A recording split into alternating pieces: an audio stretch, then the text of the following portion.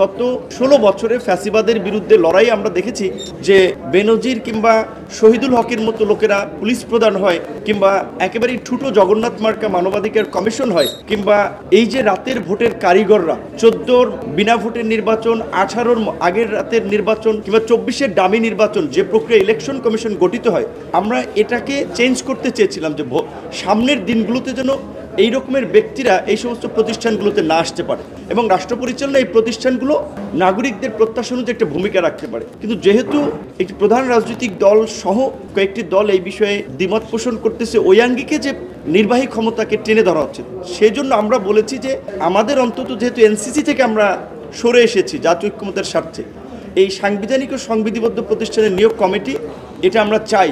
প্রয়োজনে এখানে ৫ থেকে ৭টির পরিবর্তে নির্বাচন কমিশন, দুর্নীতি দমন কমিশন এবং পিএসসিকে অন্তত দেয়া যায়। কারণ হচ্ছে ১৬ বছরে আমরা আওয়ামী লীগের দলীয়করণ দেখেছি নিয়োগের ক্ষেত্রে।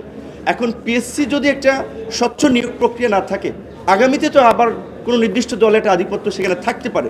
নির্বাচন কমিশন গঠনে যদি বিরোধী সহ অন্যদের ভয়েস না থাকে, আর একটা তো আপনার নুরুল হুদা কিংবা আপনার রকিবউদ্দিন মার্কা কমিশন, আউয়াল মার্কা কমিশন হতে পারে। তো এই বিষয়ে ঐক্যমত না হওয়াটা অনাকাঙ্ক্ষিত এবং দ্বিকক্ষ বিশিষ্ট সংসদের যে আলোচনাটি মোটামুটি আমরা দেখেছি অধিকাংশ রাজনৈতিক দলই একমত। শুধুমাত্র আপনার ফরমেশন প্রক্রিয়া, উচ্চকক্ষের ফরমেশন প্রক্রিয়া নিয়ে অনেকের দ্বিমত আছে। সেখানে আমাদের দলের পক্ষ থেকে পরিষ্কার অবস্থান আমরা যেটা বলছি যে আমরা আমাদের দলের প্রতিষ্ঠা লগ্ন থেকে আমাদের ঘোষণা ছিল যে ভারসাম্যপূর্ণ সংসদের জন্য আনুপাতিক হারে নির্বাচন এবং উচ্চকক্ষ নিম্নকক্ষ ২ কক্ষ বিশিষ্ট সংসদ, সেখানে জাতীয় ঐক্যের স্বার্থে যদি আপনার আনুপাতিক নির্বাচনে পুরো নির্বাচন প্রক্রিয়া থেকে সরে আসতে হয়, অন্তত আমরা একটা কক্ষ, উচ্চকক্ষ নিম্নকক্ষের একটা জায়গায় আমরা আনুপাতিক হারে নির্বাচন চাই। সেটি যেহেতু রাজনৈতিক দলের আলাপ আলোচনায় উচ্চকক্ষে অনেকেই মত দিচ্ছে, আমরা সেটা চাই। কিন্তু সেখানে আবার যারা মূলত উচ্চকক্ষকে আর একটা ঠুটো জগন্নাথ মার্কা প্রতিষ্ঠানে পরিণত করার জন্য আপনার 50 ভাগ আনুপাতিক 50 ভাগ বিদ্যমান সিস্টেমে আলোচনা করা হচ্ছে, কিংবা সংবিধান সংশোধনের মতো গুরুত্বপূর্ণ ইস্যুতে সিম্পল মেজরিটিতে পাশের কথা বলছে,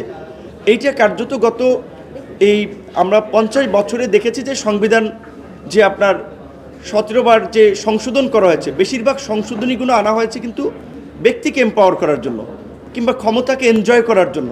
সিম্পল মেজরিটিতে সংবিধান সংশোধনের সুযোগ থাকলে ভবিষ্যতেও কিন্তু এই অতীতের মতো আরেকটা ফ্যাসিবাদ কিংবা স্বৈরাচার তৈরি হতে পারে। সেই কারণে আমরা বলছি যে অন্তত উচ্চকক্ষ যদি আনুপাতিক হারে হয়, তবে হয়তো সংখ্যাগরিষ্ঠ দল বা বিজয়ী দল সিম্পল মেজরিটির কথা চিন্তা করলেও সেখানে অন্যদের মতামতটা আসবে, সেই বিবেচনায় আমরা একমত হতে পারি। কিন্তু সেটা পুরো হাউজের মতামতের উপরে নির্ভর করবে, শুধুমাত্র ২-১টি দলের দাদাগিরি কিংবা ২-১টি দলের প্রভাব বিস্তারের উপরে নয়।